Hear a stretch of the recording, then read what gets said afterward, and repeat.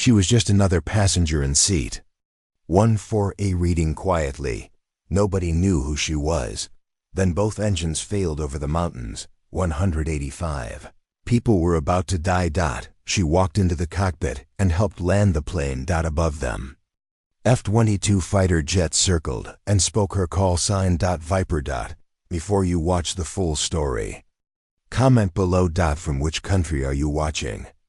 Don't forget to subscribe. The Boeing 777 was flying at 37,000 feet over the Rocky Mountains when things started going wrong. Flight 831 from Seattle to Dallas carried 185 passengers and a crew of 12. It was a normal Thursday afternoon flight, the kind that happened thousands of times every day across America. Passengers were reading, sleeping, watching movies. Flight attendants were serving drinks. Everything was completely normal. In seat 14A, a woman named Kate Morrison sat quietly reading a book. She was in her late 20s, wearing jeans and a navy blue sweater. Her blonde hair was pulled back in a ponytail. She looked like any other passenger, maybe a college student or young professional traveling for work. Nothing about her appearance suggested she was anything special. Kate had been flying commercial for the past 6 hours, connecting through Seattle on her way home to Texas. She was exhausted, but content. This was her first vacation in 2 years, and she had spent a wonderful week hiking in Washington State. Now, she just wanted to get home, see her family, and sleep in her own bed. What none of the passengers or crew knew was that Kate Morrison was actually Captain Kate Viper Morrison, one of the Air Force's most elite fighter pilots. She had flown F-16s and F-22 Raptors in combat zones, logged over 3,000 flight hours, and earned a chest full of medals for bravery and skill. Her call sign, Viper, was known throughout the military flying community as belonging to one of the best pilots of her generation. But today, she was on leave, traveling in civilian clothes, trying to be just another passenger. She had deliberately not mentioned her military background when boarding. She wanted a peaceful flight without the questions and conversations that always came when people found out she was a fighter pilot, especially a female fighter pilot. The questions got old after a while. Kate was deep into her book when she felt the plane shudder slightly. It wasn't normal turbulence. Her trained instincts immediately recognized something different in the vibration. She looked up, alert, but not alarmed. Probably just a rough patch of air. The plane steadied, and she went back to reading. 5 minutes later, it happened again, this time stronger. The plane shook, and there was a loud bang from somewhere in the back. Passengers gasped. Someone screamed. The seatbelt sign dinged on, and the captain's voice came over the intercom, trying to sound calm, but with an edge of tension underneath. Ladies and gentlemen, we're experiencing some technical difficulties. Please return to your seats and fasten your seatbelts. Flight attendants, take your seats immediately. Kate closed her book and fastened her seatbelt, her mind already analyzing what she had felt. That bang wasn't turbulence. That was mechanical. Something on the aircraft had failed. She looked out the window and saw smoke trailing from the left engine. Her stomach tightened. Engine failure. That was serious but manageable if the pilots were good and the other engine held. Then the plane started going down. Not the gentle descent of a normal landing approach. This was steep nose down, losing altitude fast. Passengers were screaming now. Oxygen masks dropped from the ceiling. The cabin filled with panic and terror. People were crying, praying, calling loved ones. Kate grabbed her oxygen mask and put it on, her military training keeping her calm while others panicked. She listened to the sounds of the aircraft, felt the angle of descent, assessed the situation with the cool analysis of someone who had faced death before and survived. They were in serious trouble. The pilots were fighting to control the plane. But something was very wrong. The captain's voice came back on. No longer trying to hide the fear. This is the captain. We have lost both engines, I repeat. Both engines are out. We are declaring an emergency. Brace for impact. Flight attendants. Prepare the cabin for emergency landing. Both engines. Kate's blood went cold. Twin engine failure was catastrophic. Without engines, the plane was essentially a glider. And a 777 was a very heavy glider that didn't glide well. They were over mountains with few suitable landing sites. The pilots would be desperately looking for anywhere to put down. This was bad. Really bad. Around her, passengers were hysterical. The man next to her was frozen in terror, gripping his armrests so hard his knuckles were white. The woman across the aisle was sobbing uncontrollably. Flight attendants were shouting instructions about brace positions. But many passengers were too panicked to listen. Kate made a decision. She unbuckled and stood up. Ignoring the steep angle of the plane, she grabbed the seatbacks for balance and made her way toward the front. Moving against the tilt of the descending aircraft, a flight attendant tried to stop her. Ma single quotes M. You need to sit down immediately. Kate looked her in the eye. I need to talk to the pilots right now. I'm a military pilot, and I might be able to help. Her voice had the tone of command. That made people listen. The flight attendant hesitated only a second. Then not a dot. She grabbed the intercom phone and spoke to the cockpit. 10 seconds later, the cockpit door opened. Kate moved forward quickly. Inside the cockpit, chaos. Both pilots were working frantically, trying every procedure, flipping switches, pushing buttons, attempting to restart engines that refused to respond.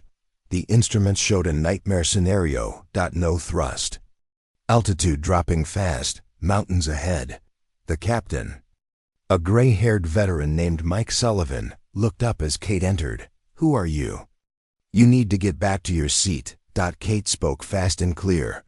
Captain, I'm Kate Morrison, Air Force captain. F-22 pilot, 3,000 flight hours, including emergency procedures and dead stick landings. I know aircraft systems, and I know how to handle emergencies. Tell me what's happening, and maybe I can help. Captain Sullivan stared at her for 1 second, then made a decision. They were going to crash anyway. What did he have to lose? Both engines failed simultaneously. We've tried everything.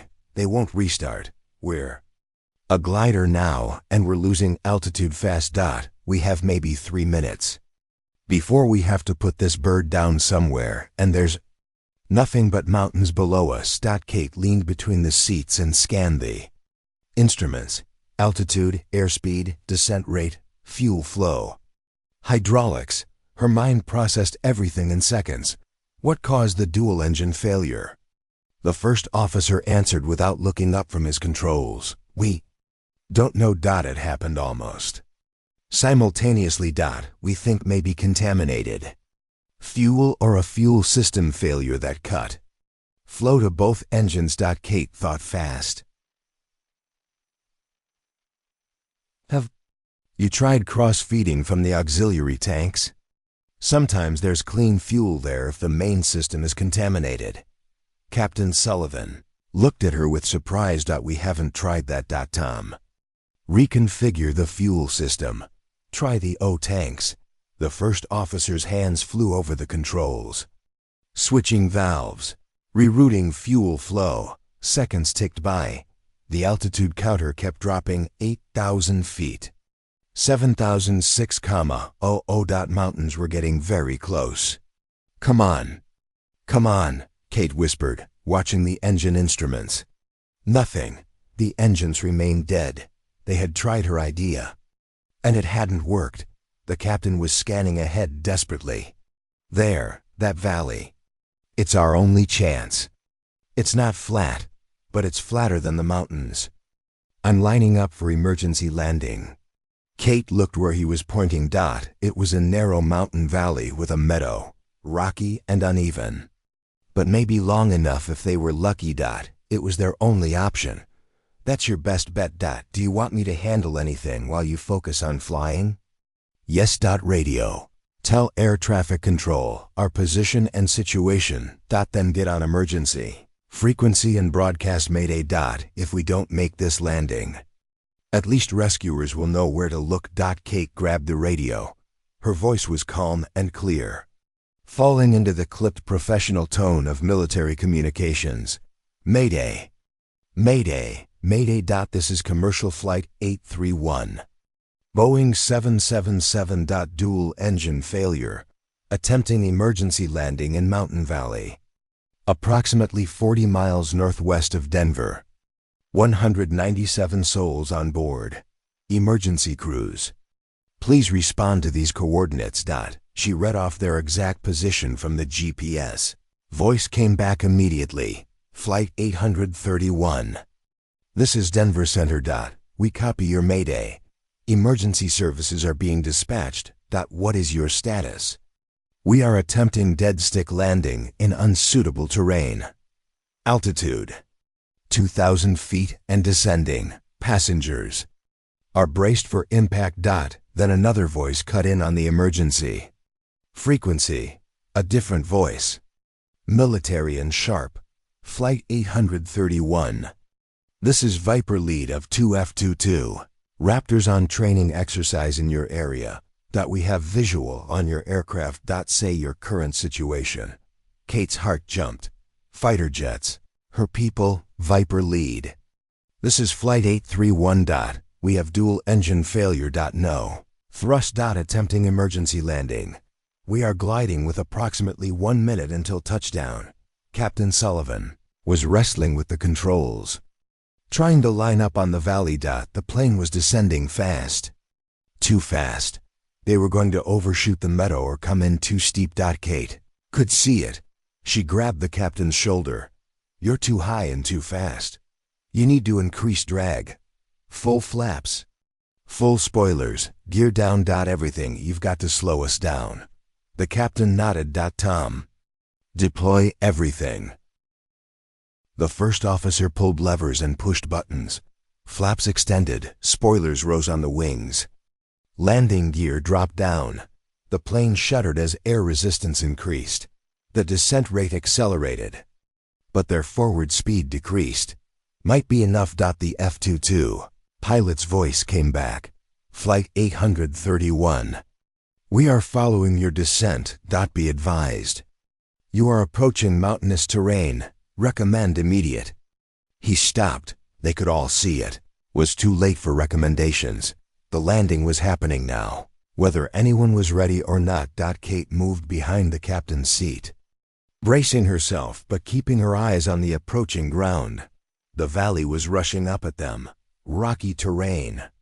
Scattered trees, uneven ground. This was going to be rough. Really rough. Brace, brace. Captain Sullivan shouted into the cabin. Intercom. Kate grabbed onto the back of his seat with both hands. Her muscles tensed for impact.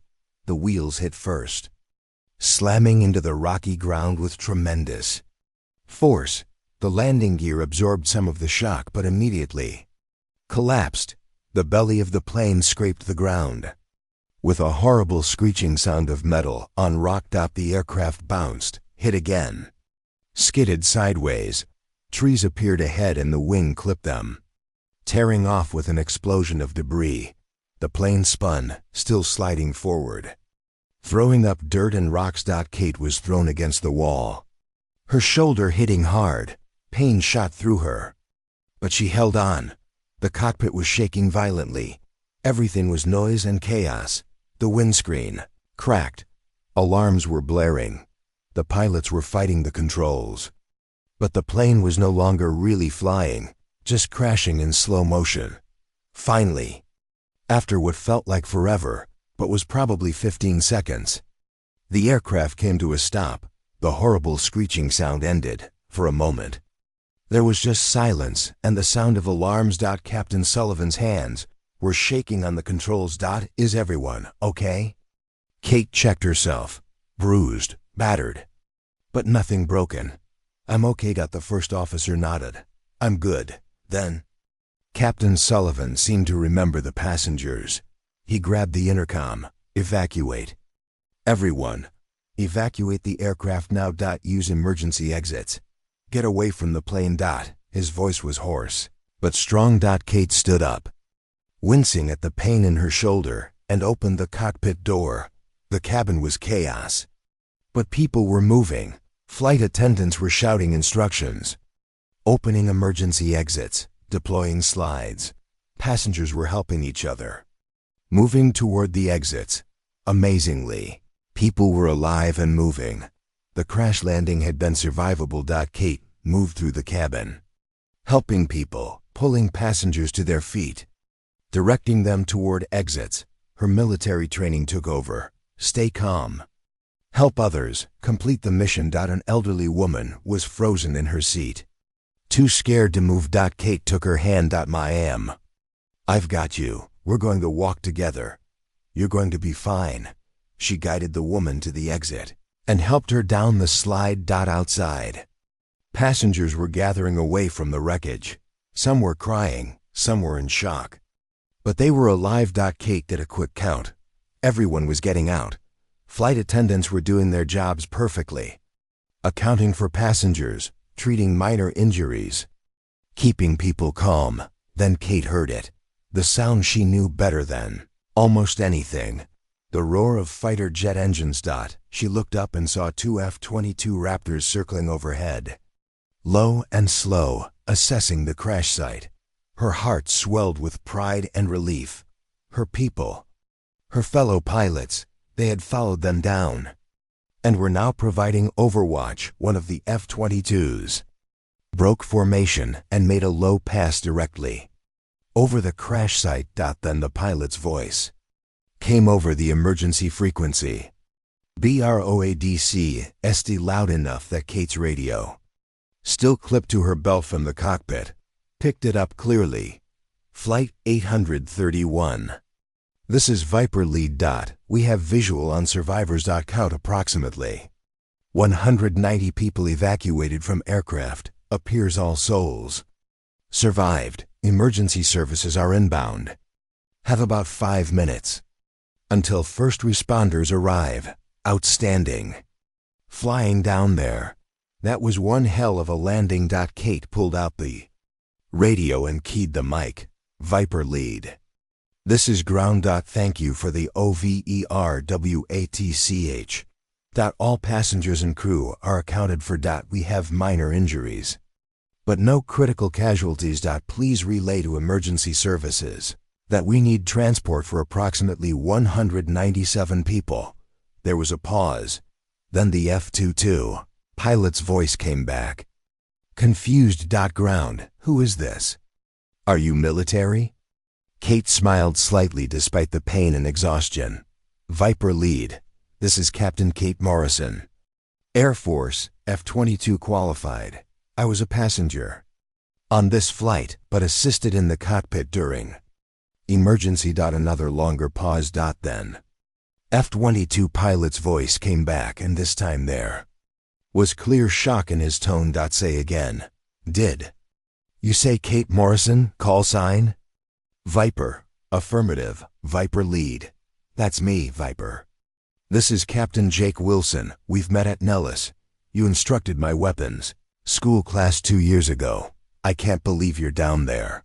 Are you injured? Negative. Viper lead. Bruised but operational. Good to hear your voice. Jake, thanks for following us down. The second F-22 pilot cut in, his voice full of respect and amazement. My aim. This is Viper 2. Did you help land that aircraft? I assisted the commercial pilots. Yes, they did the heavy lifting. I just helped with procedures and radio work. Viper lead came back. My aim.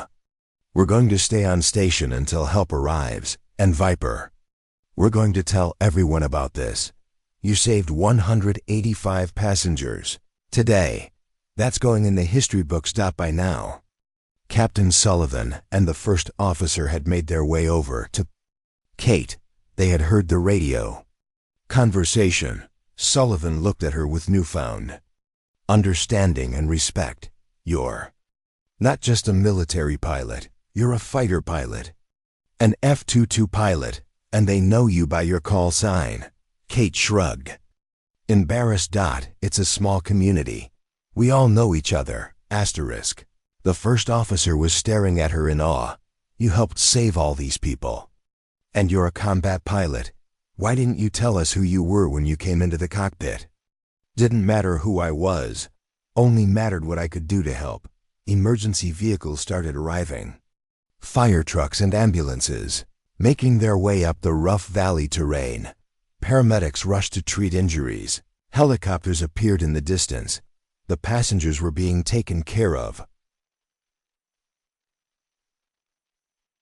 Overhead, the two F-22s continued circling, standing guard over the crash site. Then, Viper lead did something unexpected. He broke from his circular pattern and made another low pass directly over the survivors. As he passed, he tipped his wings in salute, the traditional aviator's gesture of respect. His wingman followed, also tipping his wings. Then both pilots spoke simultaneously over the open frequency. Their voices broadcast for everyone with a radio to hear. Ladies and gentlemen on the ground, this is Viper Lead and Viper 2. We want you to know that today you were saved by one of the finest pilots America has ever produced. Captain Kate Morrison, call sign Viper, is a warrior and a hero. She flew combat missions that will never be declassified. Trained pilots who protect our nation. And today she saved your lives. It's an honor to share the sky with her. We salute you. The two F-22s pulled up into a steep climb, doing a victory roll as they climbed. Then leveled off and resumed their protective circle overhead. Kate stood there with tears in her eyes, listening to her fellow pilots honor her over the radio. Around her, passengers who heard the transmission were looking at her with awe and gratitude. Captain Sullivan put his hand on her shoulder. You saved us all. Without your help in that cockpit, without your knowledge and your calm, we would have crashed into the mountain. Those 185 passengers are alive because of you. The passengers began to realize who she was, the quiet woman from seat 14A was the reason they were standing here. Instead of being dead on a mountainside, they started clapping, then cheering, then surrounding her, thanking her, hugging her, crying with gratitude. Kate tried to wave them off. The pilots did the flying, the flight attendants evacuated everyone. I just helped where I could, but an elderly man, the husband of the woman Kate had helped down the slide, shook his head. Young lady, I heard what those fighter pilots said. I heard them call you a hero. You saved my wife. You saved all of us. Don't you dare try to minimize that. The news helicopters landed and reporters rushed over. They had heard the radio transmission. Is it true? Are you a fighter pilot? Did you help land this plane? Kate was exhausted, in pain, and overwhelmed. But she gave them a brief statement. I'm an Air Force captain. I happened to be on this flight when the emergency occurred. I offered my assistance to the flight crew. Captain Sullivan and First Officer Tom Rodriguez did an incredible job landing this aircraft under impossible circumstances. The flight attendants saved lives with their evacuation procedures. I'm just glad everyone survived. But the reporters had already heard the full story from passengers. The pilots say you saved them. The passengers say you were in the cockpit helping. And those F-22 pilots just called you a hero over the radio. Kate looked up at the two fighters still circling overhead, protecting everyone below. Those pilots up there are my brothers in arms. We're all part of the same team. Today, we all did our jobs. That's what matters. Over the next hours, as survivors were transported to hospitals and the crash site was secured, The full story emerged. Kate had provided crucial assistance in the cockpit, suggesting procedures, managing communications, and keeping everyone calm. Her presence had made the difference between a survivable crash and a catastrophic one. The flight data recorder would later confirm that her suggestion to increase drag at exactly the right moment had slowed the plane just enough to make the landing survivable. Captain Sullivan gave interview after interview praising her. "That woman is the reason I'm alive. The reason my first officer is alive. The reason 185 passengers are alive. She walked into my cockpit and became my lifeline. Her knowledge, her skill, her calm saved us all." The Air Force Public Affairs Office released a statement about Captain Kate Viper Morrison's service record: 15 years of service, multiple combat deployments, dozens of medals, including the Distinguished Flying Cross, instructor pilot at the Air Force Weapons School, and one of only a handful of female F-22 pilots in history. Her record was remarkable, but the moment that went viral, that was replayed on every news channel, that became the defining image of the incident, was the audio of those two F-22 pilots speaking her call sign over the radio. Captain Kate Morrison, call sign Viper, is a warrior and a hero, and the image of two fighter jets tipping their wings in salute over the crash site. Jake Wilson and his wingman landed at a nearby Air Force base and gave their own interviews. Viper is a legend in the fighter community, the best of the best. When we heard she was on that plane, when we heard she had helped land it, we knew those people were in the best possible hands. She's someone we all aspire to be like. Kate spent 2 days helping with the investigation, giving statements, and checking on the passengers she had helped. Many of them sought her out to thank her personally. The elderly woman hugged her and cried, "You're my angel. God put you on that plane to save us." Kate hugged her back. "I'm just a pilot who was in the right place at the right time." But it was more than that. It was years of training, thousands of hours of flight time, countless emergencies practiced and procedures memorized. It was the warrior spirit that refused to give up even when engines failed and mountains loomed ahead. It was the calm under pressure that only came from facing death before and learning how to beat it. 2 weeks later, Kate was back on active duty, flying training missions, instructing new pilots, but she was different now. She had been recognized publicly in a way that most military pilots never were. Her call sign, Viper, was now known beyond the military community. People recognized her on the street. She received letters from the survivors, from their families, from people around the world inspired by her story. Children wrote saying they wanted to be pilots like her. Young women wrote, thanking her for showing them what was possible. Veterans wrote saluting her service. And every time she flew now, every time she climbed into an F-22 cockpit and pulled back the stick to climb into the sky, she thought about those 185 passengers. She thought about the moment when everything hung in the balance, when survival seemed impossible, when her training and experience became the difference between life and death.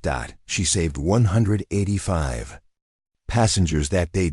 And then her fellow F-22 pilots spoke her call sign over the radio for the world to hear, reminding everyone that heroes don't always wear capes.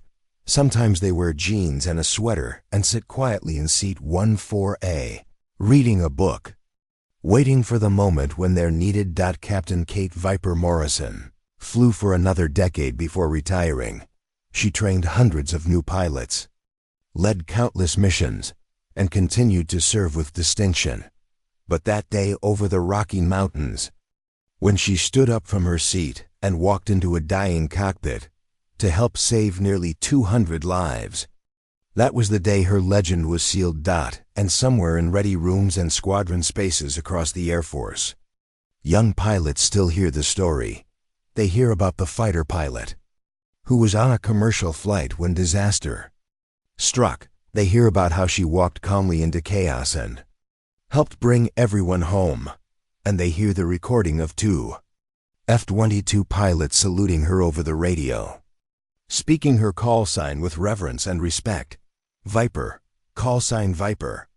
A warrior and a hero, she saved 185 passengers. Then the F-22 spoke her call sign and everyone understood what it meant to be a true pilot, a true warrior, a true hero.